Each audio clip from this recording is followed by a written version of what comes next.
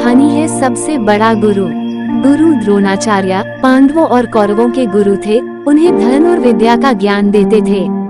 एक दिन एकलव्य, जो कि एक गरीब शूद्र परिवार से थे, द्रोणाचार्य के पास गए और बोले कि गुरुदेव, मुझे भी धनुर्विद्या का ज्ञान प्राप्त करना है। आपसे अनुरोध है कि मुझे भी आपका शिष्य बनाकर धनुर्विद्या का ज्ञान प्रदान करें। किंतु द्रोणाचार्य ने एकलव्य को अपनी विवशता बताई और कहा कि वे किसी और गुरु से शिक्षा प्राप्त कर लें। ये सुनकर एकलव्य वहां से चले गए।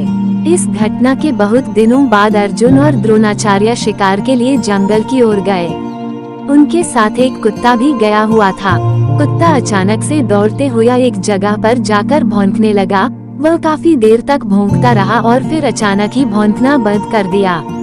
अर्जुन और गुरुदेव को ये कुछ अजीब लगा और वे उस स्थान की ओर बढ़ गए जहाँ से कुत्ते के भौंकने की आवाज आ रही थी। उन्होंने वहां जाकर जो देखा वो एक अविश्वसनीय घटना थी। किसी ने कुत्ते को बिना चोट पहुंचाए उसका मुंह तीरों के माध्यम से बंद कर दिया था और वह चाहकर भी नहीं भौंक सकता था। ये देखकर द्रोणाचार्य चौंक गए और सोचने लगे कि इतनी कुशलता से तीर चलाने का ज्ञान तो मैंने मेरे प्रिय शिष्य अर्जुन को भी नहीं दिया है, और न ही ऐसे भेदने वाला ज्ञान मेरे अलावा यहाँ कोई जानता है। तो फिर ऐसी अविश्वसनीय घटना घटी कैसे?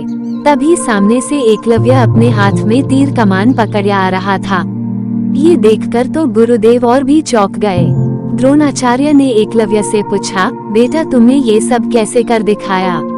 तब एकलव्य ने कहा, गुरुदेव, मैंने यहाँ आपकी मूर्ति बनाई है और रोज इसकी वंदना करने के पश्चात मैं इसके समकक्ष कड़ा अभ्यास किया करता हूँ, और इसी अभ्यास के चलते मैं आज आपके सामने धनुष पकड़ने के लायक बना हूँ। गुरुदेव ने कहा, तुम धन्य हो। तुम्हारे अभ्यास ने ही तुम्हें इतना श्रेष्ठ धनुर्धर बनाया है, और आज मैं समझ गया कि अभ्यास ही सबसे बड़ा गुरु है।